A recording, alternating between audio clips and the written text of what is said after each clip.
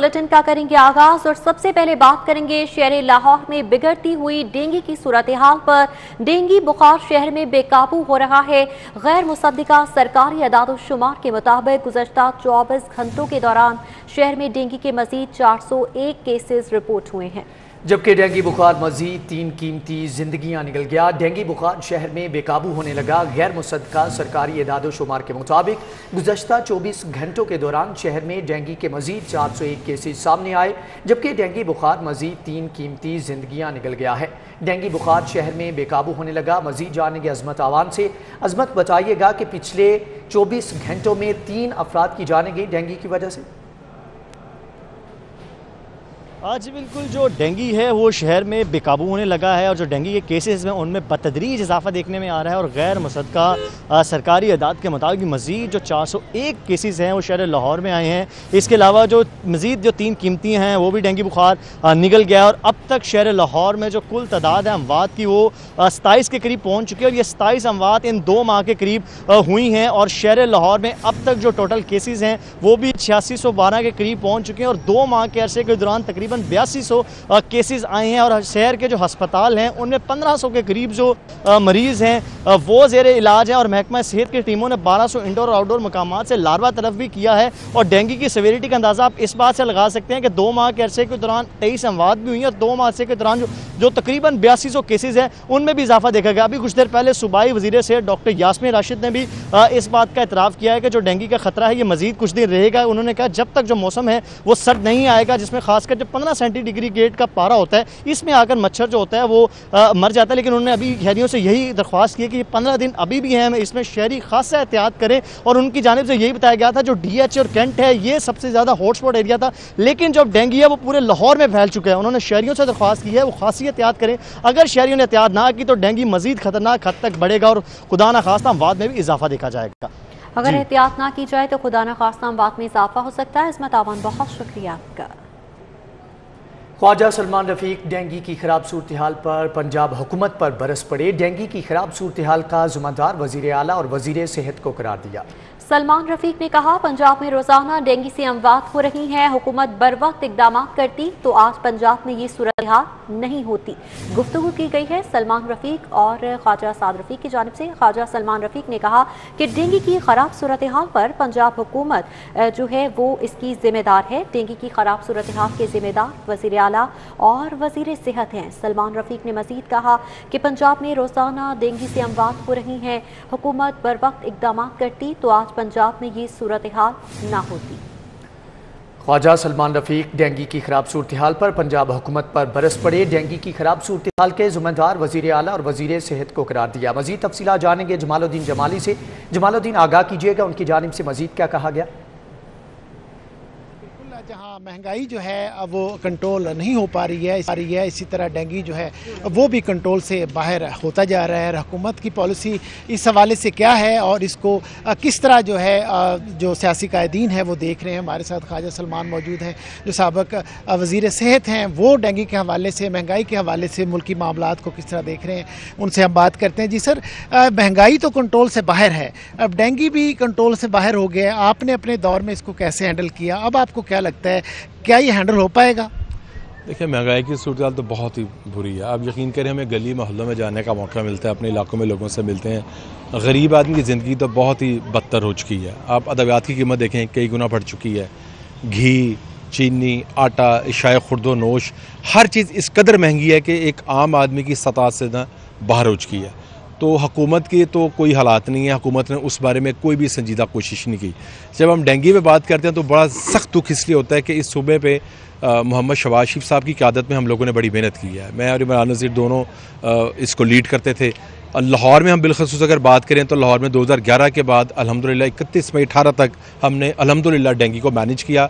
ये एक 7 साल का तवील अरसा था और ऐसे भी साल गुजरे जिसमें अल्हम्दुलिल्लाह कोई डेथ नहीं थी और मरीज़ों की तादाद भी बहुत कम थी। अब जो लाहौर में आउटब्रेक की सूरत है, लोग बहुत परेशान हैं। आप देखें सरकारी अस्पताल भर चुके हैं, प्राइवेट अस्पताल भर चुके हैं। सरकारी अस्पताल में डेंगू के अलावा जो दीगर मरीज़ आ रहे हैं वो भी कंप्रोमाइज़ हो रहे हैं, क्योंकि आप जब वार्ड खाली कराते हैं तो आप OPD में और जो इंडोर में आपके दाखिले मरीज़ होते हैं उनको आप फिर घर भेजते हैं, क्योंकि आपको बेड कैपेसिटी चाहिए होती है। प्राइवेट अस्पताल के अगर देखें तो उनसे 10% जो हमने अपने दौर में फ्री बेड लिए थे वो भी नहीं लिए गए। CBC के लोगों की परेशानी है कि आप नुस्खा डॉक्टर का लाएं, भाई अब 800-900 का टेस्ट है, नुस्खा पहले 1000-2000 फीस है, फिर नुस्खा लेके आएँ, बार बार का मीडिया ने इसकी निशानदेही, इन पर कोई इसका असर नहीं हुआ। अभी मैं खबर पढ़ रहा था एक मीडिया चैनल में कि 45 लोगों को भर्ती किया गया। मुझे बताइए 2 से 3 हफ्तों में सीज़न इख्तिताम की तरफ है, अब आपको होश आया है? आपको तो कई हफ्तों से मीडिया इसकी निशानदेही कर रहा था, आपको तो फरवरी में अपने काम का आगाज़ करना चाहिए था। सारा सिस्टम IT पे है, सारा सिस्टम डैशबोर्ड पे है, जिसके वज़ीर आला, मिनिस्टर और सबकी रसाई है। अब इसका मतलब है कि आप उसको देख नहीं रहे, आपकी तवज्जो नहीं है उस साइड पे।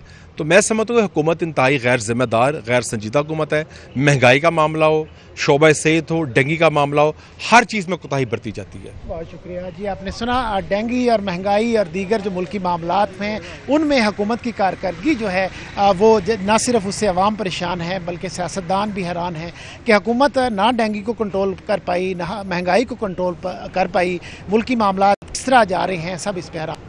ठीक है जमालुद्दीन जमाली, आपका बहुत शुक्रिया। रास्तों की बंदिश, अमन व अमान की सूरत हाल, पब्लिक सर्विस कमीशन ने तहसीलदारों के इम्तिहानात को मुलतवी कर दिया है। कमीशन ने तहसीलदार की भर्तियों के लिए इम्तिहान मुलतवी कर दिया है। तहसीलदार की भर्तियों के लिए इम्तिहान 31 अक्टूबर को शेड्यूल किया गया था।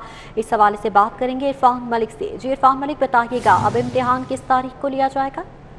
जी बिल्कुल, आपको बताएं कि गुज़िश्ता रोज सिटी 42 की जानिब से इस बात की निशानदेही की गई थी कि तहसीलदारों के लिए जो 31 अक्टूबर को इम्तिहानात शेड्यूल किए गए हैं, उसकी वजह से बहुत से जो 1 लाख से ज़ायद उम्मीदवार थे वो काफ़ी परेशानी का शिकार थे, क्योंकि एक मजहबी जमात की जानिब से जो मार्च की कॉल दी गई है और मार्च के दौरान हुकूमत की जानिब से मुख्तलिफ मकामात के ऊपर रोड ब्लॉक किए गए थे कंटेनर लगाकर। तो उस सूरत हाल को मद्देनजर रखते हुए इम्तिहानी मराकज़ तक पहुंचना मुश्किल था।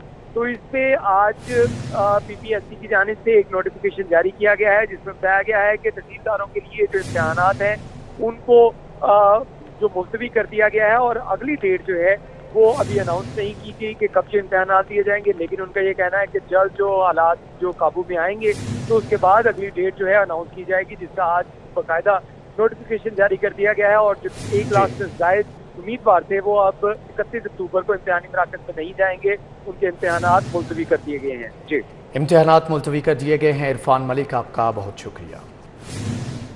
आगे बढ़ेंगे और बात करेंगे NA 133 ज़िमनी इंतखाब के हवाले से। नून लीगी उम्मीदवार शाइस्ता परवेज मलिक के कागजात नामजदगी मंजूर कर लिए गए। MNA अली परवेज मलिक और barrister Ahmad Parvez election commission office में पेश हुए। बैरिस्टर अहमद परवेज मलिक के हल्के में तरक्याती कामों पर एतराज़ात मजीद जानेंगे फसीउल्लाह से। फसीउल्लाह, आगाह कीजिएगा, लीगी उम्मीदवार के कागजात नामजदगी मंजूर कर लिए गए हैं। NA 133 का ज़िमनी इंतखाबी मार्का 5 दिसंबर को होने जा रहा है और इस हवाले से आज इलेक्शन कमीशन की जानिब से स्क्रूटनी के लिए जो है मुस्लिम लीग नून की उम्मीदवार ने यहाँ पर उनके नामजद करदा अफराद पेश हुए हैं, जिसमें MNA अली परवेज मलिक, MP चौधरी शहबाज अहमद समेत बैरिस्टर अहमद परवेज मलिक समेत दीगर यहाँ पर मौजूद थे। तमाम तर जो कार्रवाई है उसके बाद जो है वो शाइस्ता परवेज मलिक के कागजात जो है वो मंजूर कर लिए गए हैं। इस हवाले से मेरे साथ MNA अली परवेज मलिक साहब मौजूद हैं, उनसे बात करेंगे। सर, पहले तो कागजात जो है वो आपके मंजूर हो गए हैं, इस हवाले से अब आगे कैंपेन का क्या शेड्यूल है? देखिए फसीमिया, सबसे पहले तो मैं RO साहब का शुक्रिया अदा करूंगा। उन्होंने जांच पड़ताल के बाद बेगम शाइस्ता परवेज़ मलिक साहिबा के कागजात जो हैं उनको मंजूर कर लिया है। और दूसरी बात जो मैं आपसे करना चाहूँगा वो ये है कि मैंने जब कागजात जमा कराने के भी आया था उस वक्त भी ये बात की थी, आप ज़ाब्ते के मुताबिक, कानून के मुताबिक इस इलेक्शन को आगे चलाएं। उसके अंदर जौन सा मर्जी पार्टी, जौन सा मर्जी घोड़ा अपना मैदान में उतारती है, हमें उसके साथ कोई इख्तलाफ नहीं है।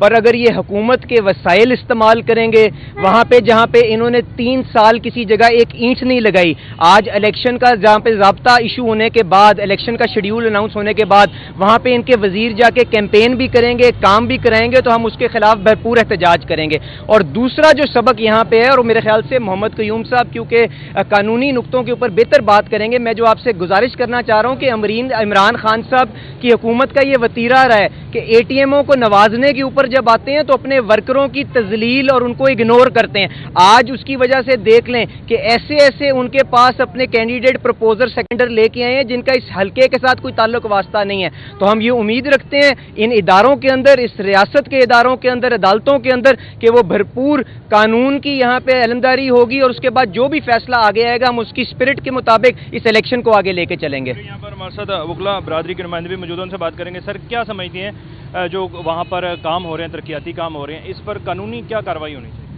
सर, ब्रॉड पावर्स मौजूद हैं इलेक्शन कमीशन के पास और आरओ साहब के पास। अगर कंटिन्यू करते हैं स्टे भी कर सकते हैं, कॉन्फिस्केशन भी हो सकता है, मुकम्मल तौर के ऊपर उनके पास पावर मौजूद है। और अगर गवर्नमेंट की मशीनरी को एक्टिवेट किया जाता है तो उनके पास मुकम्मल तौर के ऊपर ये हक मौजूद है कि उसे रोकें। यहाँ पर हमारे साथ तमाम तर नुमाइंदे मौजूद थे जो कि शाइस्ता परवेज़ मलिक की जो यहाँ पर स्क्रूटनी होनी थी, जांच पड़ताल होनी थी, उसके लिए यहाँ पर पेश हुए और उनके जो कागजात नामजदगी मंजूर कर लिए गए। फसी, बहुत शुक्रिया।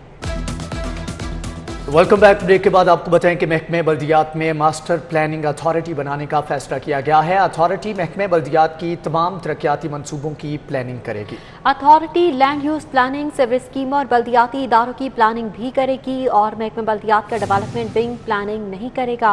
अथॉरिटी हाउसिंग स्कीमों के हवाले से भी प्लानिंग देगी। महकमे बल्दियात में मास्टर प्लानिंग अथॉरिटी बनाने का फैसला किया गया है। अथॉरिटी महकमे बल्दियात की तमाम तरक्याती मंसूबों की प्लानिंग करेगी। Authority land use planning, civil स्कीमों और बल्दियाती इदारों की प्लानिंग की जिम्मेदार होगी। महकमे बल्दियात में डेवलपमेंट विंग प्लानिंग नहीं करेगा, जबकि अथॉरिटी हाउसिंग स्कीमों के हवाले से भी प्लानिंग देगी। महकमा बल्दियात ने नई अथॉरिटी बनाने पर वर्किंग शुरू कर दी है और नई अथॉरिटी बनाई जा रही है। मास्टर प्लानिंग अथॉरिटी बनाई जाएगी। अथॉरिटी महकमा बल्दियात की तमाम तरक्याती मंसूबों की प्लानिंग करेगी। महकमे बल्दियात में मास्टर प्लानिंग अथॉरिटी बनाने का फैसला किया गया है। अथॉरिटी महकमे बल्दियात की तमाम तरक्याती मंसूबों की प्लानिंग करेगी। Authority land use planning, sewerage स्कीमों, बल्दियाती इदारों की प्लानिंग की ज़िम्मेदार होगी, जबकि महकमे बल्दियात का डेवलपमेंट विंग प्लानिंग नहीं करेगा। अथॉरिटी हाउसिंग स्कीमों के हवाले से भी प्लानिंग करेगी, जबकि महकमे बल्दियात ने नई अथॉरिटी बनाने पर वर्किंग का आगाज़ कर दिया है। महकमे बल्दियात में मास्टर प्लानिंग अथॉरिटी बनाने का फैसला किया गया है, जबकि अथॉरिटी महकमे बल्दियात की तमाम तरक्याती मंसूबों की प्लानिंग करेगी। Authority land use planning, sewerage स्कीमों, बल्दियाती इदारों की प्लानिंग की ज़िम्मेदार होगी। महकमे बल्दियात का डेवलपमेंट विंग बनाने का भी फैसला किया गया है, जबकि डेवलपमेंट विंग प्लानिंग नहीं करेगा। अथॉरिटी हाउसिंग स्कीमों के हवाले से भी प्लानिंग देगी। महकमे बल्दियात ने नई अथॉरिटी बनाने पर वर्किंग का आगाज़ कर दिया है। महकमे बल्दियात में मास्टर प्लानिंग अथॉरिटी बनाने का फैसला किया गया है। अथॉरिटी महकमे बल्दियात की तमाम तरक्याती मंसूबों की प्लानिंग करेगी। मजीद ये अथॉरिटी क्या करेगी, मजीद जानेंगे कैसर खोखर से। कैसर, आगाह कीजिएगा, नई अथॉरिटी बनाने का फैसला किया गया है। जी बिल्कुल, महकमा बल्दियात में मास्टर प्लानिंग अथॉरिटी बनाने का फैसला किया गया है और इस वजह से महकमा बल्दियात ने वर्किंग शुरू कर दी है। महकमा बल्दियात और बल्दियाती इदारों की तमाम प्लानिंग जो है डेवलपमेंट के हवाले से और डेवलपमेंट के हवाले से प्लानिंग जो है ये अथॉरिटी करेगी और ये अथॉरिटी जो है जल्द अप्रूवल वज़ीर आला पंजाब से ली जाएगी। जी, वज़ीर आला से इस हवाले से मंजूरी ली जाएगी। कैसर खोखर, बहुत शुक्रिया आपका। लेस्को सार्फिन के लिए खुशखबरी, कंपनी में 1.5 लाख सिंगल फेज मीटर्स की डिलीवरी का आगाज कर दिया गया। सार्फिन के मार्च से इल्तिवा का शिकार कनेक्शंस लगाए जाएंगे।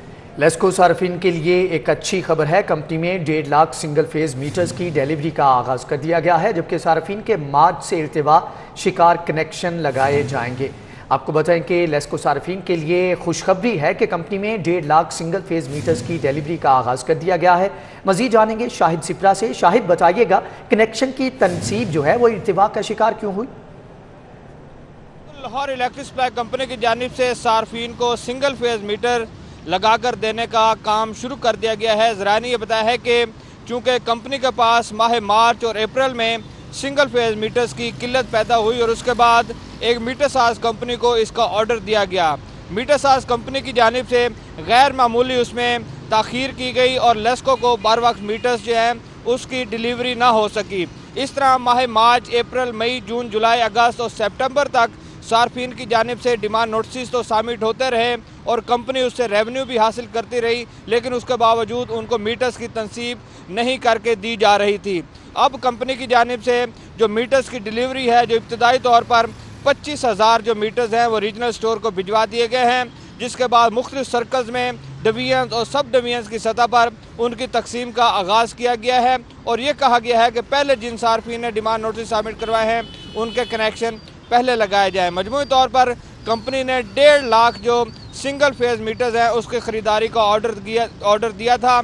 तो यही की जा रही है कि माह नवंबर के दौरान बाकी जितने मीटर्स हैं 1,25,000 वो भी लेस्को के स्पुर्द जो है वो मीटर साज कंपनी कर देगी, जिसके बाद ज़ेर अल्तवा जो कनेक्शन है जो अप्रैल मई जून जुलाई से लेकर अब तक सार्फिन ने डिमांड नोटिस सबमिट करवाए हैं तो उनकी तनसीब का काम किया जाएगा ताकि सार्फिन को जो ज़ेर अल्तवा कनेक्शन हैं उसकी तनसीब की जा सके और बिजली की सहूलत दी जा सके। ठीक है शाह सिप्रा, बहुत शुक्रिया आपका। अफसर ही मौजूद नहीं तो कैमरों से मॉनिटरिंग कैसे होगी? अरबों के प्रोजेक्ट सेफ सिटीज़ अथॉरिटीज़ में अफसरान की कमी। सेफ सिटीज़ अथॉरिटीज़ में MD, CEO, चीफ।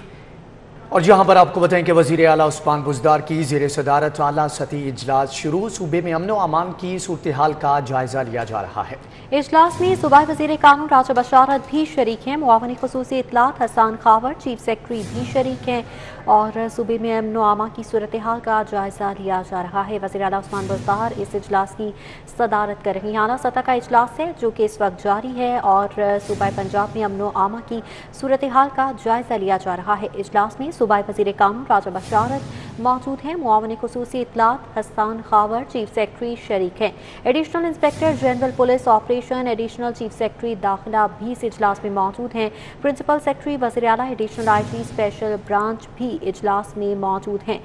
जबकि अमन व अमान की सूरत हाल का जायज़ा लिया जा रहा है सूबे में और वज़ीर आला उस्मान बुज़दार इस इजलास की सदारत कर रही हैं। अहवाल जान लेते हैं, जाहिद चौधरी हमारे साथ मौजूद हैं। जी जाहिद चौधरी, बताइएगा क्या अहम फैसले किए जाएंगे आज इजलास में? जी, वज़ीर आला पंजाब सरदार उस्मान बुज़दार की ज़ेर सदारत आज सूबे में अमन व अमान के हवाले से ये लगातार जो है वो दूसरे दिन भी इजलास है और आज भी ये इजलास जो है वो मुनक्किद किया जा रहा है जिसमें सूबाई वज़ीर कानून राजा बशारत इसमें शरीक हैं। मुआवने ख़ुसूसी बराए इत्तलात वज़ीर आला पंजाब हसन खावर इसमें जो है वो इस इजलास में शरीक हैं और इसके साथ साथ चीफ सेक्रेटरी और IG पुलिस पंजाब समेत दीगर अफसरान जो हैं वो भी जो है वो शरीक हैं। कल के इजलास में वज़ीर आला पंजाब की जानिब से जो है वो अमन व अमान की सूरत हाल जो है वो खराब होने, खास तौर पर जो रास्तों की बंदिश है पंजाब में एहतजाज के बाद उस पर जो है वो माजरत भी की थी अवाम से और आज दोबारा ज़राए का ये कहना है कि इस इजलास में जो है वो लाएअमल तय किया जाएगा कि किस तरह अमन व अमान को बरकरार रखने के लिए क्या इक़दाम जो है वो किए जाने चाहिए ताकि जो शहरी हैं उनकी ना सिर्फ जो है वो उनको सहूलत दी जा सके, रास्तों की जो बंदिश है वो खत्म की जा सके और मामूल के मुताबिक जो है वो तमाम सूरत हाल जो है उसको दोबारा वापस लाया जा सके। ठीक है, इजलास इस वक्त जारी है। जाहिद साहब आपका बहुत शुक्रिया। लाहौर बोर्ड ने इंटर पार्ट 1 के नताज का ऐलान कर दिया है। इंटर पार्ट 1 में कामयाबी का तनासुब 99.22% रहा। इंटर पार्ट 1 में 1,54,077 उम्मीदवार कामयाब करार पाए, जबकि सालाना इम्तिहान में 1,55,287 उम्मीदवारों ने शिरकत की। उम्मीदवारों ने इख्तियारी मज़ामीन में इम्तिहान दिया था। तुलबा 8009 पर रोल नंबर SMS करके नताइज मालूम कर सकते हैं। दूसरी जानिब आपको बताएं कि सरकारी कॉलेजों की ख़वातीन असिस्टेंट प्रोफेसर्स के लिए खुशखबरी है। ग्रेड 19 में तरक्कियों के लिए 350 असिस्टेंट प्रोफेसर्स शॉर्ट लिस्ट कर लिए गए हैं। मज़ीद तफसीलात अज़मत आवान से जान लेते हैं। इस हवाले से आपको बताते चलें, सरकारी कॉलेजेस की ख़वातीन असिस्टेंट प्रोफेसर्स के लिए खुशखबरी है। बात करेंगे अकमल सोमरू से। जी अकमल सोमरू, आगाह कीजिएगा। जी बिल्कुल, ये महकमा हायर एजुकेशन के तहत सरकारी कॉलेजों में जो खवातीन असातिज़ा तैनात हैं और असिस्टेंट प्रोफेसर हैं, इनकी सीनियरिटी नंबर 1515 से लेकर 1870 तक है। इन असातिज़ा को ग्रेड 19 में तरक्कियाँ देने के लिए प्रमोशन कोर्स के लिए नामजद किया जा रहा है। ये promotion course Punjab higher education commission के तहत मुनक्किद होगा। जो असातिज़ा तरक्कियों के लिए नामजद हुए हैं वो प्रमोशन कोर्स में लाजमी तौर पर शिरकत करेंगे। इसके बाद इन असातिज़ा के नामों की जो तफसीलात हैं वो सूबाई तरक्की बोर्ड में जो है वो प्रमोशन बोर्ड में पेश की जाएगी और उसके बाद इनको ग्रेड 19 में तरक्कियाँ देने का हतमी फैसला किया जाएगा। ठीक है, उसके बाद हतमी फैसला किया जाएगा। अकमल सोमरो, आपका बहुत शुक्रिया। इलेक्ट्रिकल इंजीनियरिंग लाहौर कॉलेज के 2 बैचेस की एक्रेडिशन मंजूर कर ली गई है। पाकिस्तान इंजीनियरिंग काउंसिल ने 2 बैचेस की एक्रेडिशन की मंजूरी दी है। मजीद जानेंगे इमरान यूनुस से। जी इमरान, आगाह कीजिएगा। कौंसिल ने Lahore college for women university के शोबा इलेक्ट्रिकल इंजीनियरिंग के 2 बैचेस की एक्रेडिटेशन मंजूर कर ली है। इस मंजूरी के बाद Lahore college for women university Pakistan की पहली खवातीन की यूनिवर्सिटी है जिसके बैक 2 बैचेस की मंजूरी जो है वो दी गई है। और ख़ास बात Lahore college for women university के लिए ये भी है कि 3 साल से जो है ये एक्रेडिटेशन पेंडिंग थी, लेकिन अब जो है बैक के 2 बैचेस की एक्रेडिटेशन जो है वो मंजूर की गई। इस हवाले से हम बात करेंगे डिपार्टमेंटल हेड सादिया मुरव्वत से और इनसे जानेंगे। मैम बताइएगा कि इंजीनियरिंग काउंसिल की जानिब से कितने रुकनी वक्त ने ये इंस्पेक्शन जो है वो की है। दूसरा, इस मौके पर आप क्या कहना चाहेंगी? पाकिस्तान इंजीनियरिंग काउंसिल के 4 मेंबर्स थे, 4 रुकनी टीम थी जो कि हमारे पास एवेल्यूएशन के लिए आई 8 से 9 अक्टूबर को। और अल्हम्दुलिल्लाह this is the first time कि हम आउटकम बेस्ड एजुकेशन जो है एक्रीडेशन हम अचीव कर पाए। और 2 बैचेस के लिए जो 17 से 21 और 18 से 22 हैं। और I am so much thankful to all of my team that has work so good. और it was a team work that make us proud for the LCW and for our department of electrical engineering as well. बहुत शुक्रिया miss Sadia मुरव्वत। उनकी जानिब से कहा यह जा रहा है कि 2 बैचेस हैं 2017 से 21 और 2022 जिनकी एक्रेडिटेशन जो है वो। इमरान यूनुस, बहुत शुक्रिया आपका। गवर्नर पंजाब चौधरी सरवर और सूबाई वज़रा आज कोयटा जाएंगे। गवर्नर और वज़रा ने वज़ीर आला बलोचिस्तान की तक़रीब हलफ बर्दारी में शिरकत करेंगे। गवर्नर पंजाब चौधरी मोहम्मद सरवर और सूबाई वज़रा आज कोयटा जाएंगे। गवर्नर और वज़रा नए वज़ीर आला बलोचिस्तान की तक़रीब हलफ बर्दारी में शिरकत करेंगे। स्पीकर पंजाब असम्बली चौधरी परवेज़ इलाही ने नौमुंतखब वज़ीर आला बलोचिस्तान को टेलीफोन करते हुए उन्हें मुबारकबाद दी है। आपको बताएं कि स्पीकर पंजाब असम्बली चौधरी परवेज़ इलाही ने नौमुंतखब वज़ीर आला को मुबारकबाद दी है। मज़ीद जानेंगे अली अकबर से। अली अकबर, आगाह कीजिएगा।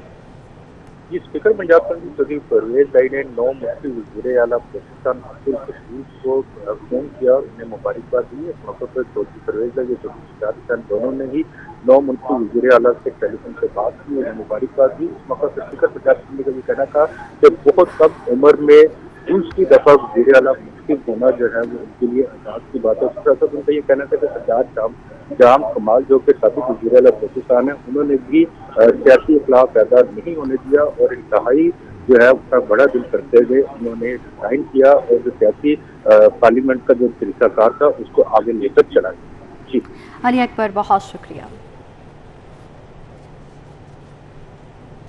Wall city of Lahore authority का शाही कला में दरख्त लगाओ मुहिम का आगाज। वॉल सिटी अथॉरिटी और गोबेस के दरमियान बाहमी याददाश्त पर दस्तखत किए गए।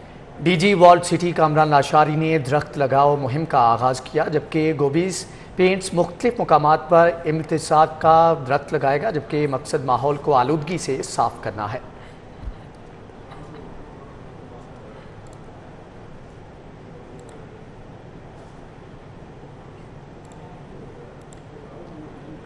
उनकी जानिब से पौधा लगाया गया और पौधा लगाकर मुहिम का आगाज़ किया गया है।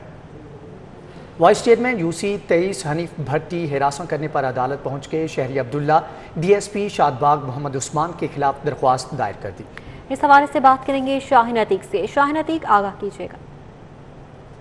माशरे का एक अलमिया है कि अगर आदमी कोई किसी की मदद करे या उसके हवाले से किसी को आगाह करे तो वो आदमी जो किसी की मदद करने वाला है वो ख़ुद ही मुसीबत में जो है वो पड़ जाता है। मेरे पास यहाँ पर हनीफ भट्टी जो वाइस चेयरमैन यूनियन काउंसिल 23 जो है वो मौजूद हैं, उनसे हम इस हवाले से जो है वो बात करते हैं। आप ही बताइएगा कि कैसे आप यहाँ पर आए हैं और क्या मौक़िफ़ है? मैं जनाब इंसाफ के लिए यहाँ आया हूँ। मैं यूनियन काउंसिल 23 का वाइस चेयरमैन हूँ। वहाँ पर एक कब्ज़ा के रूप में अबैदुल्ला भट्टी, वो जनाब पुलिस से मिलके मोहम्मद खान DSP शादबाग उनके साथ मिलके मुझे हरासा कर रहा है कि या नाब इसकी ये क्यों ज़मीन के बारे में कह रहा हूँ। लिहाजा मैं इंसाफ के लिए आ रहा, मेरी सुनी नहीं जा रही, वो तंग कर रहे मुझे DSP साहब। DSP आपको DSP मोहम्मद हाँ जी हनीफ भट्टी जो है उनका मौक़िफ़ यह है कि जो मुतलका जो DSP है शादबाग मोहम्मद खान वो जो है वो मुतलका शख्स के साथ मिलकर जो है वो हमें हरासा जो है वो कर रहा है। एडिशनल सेक्शन जज। ठीक है शाहीन अतीक, आपका बहुत शुक्रिया। न्यूज़ स्टूडियो से फिल वक्त इतना ही।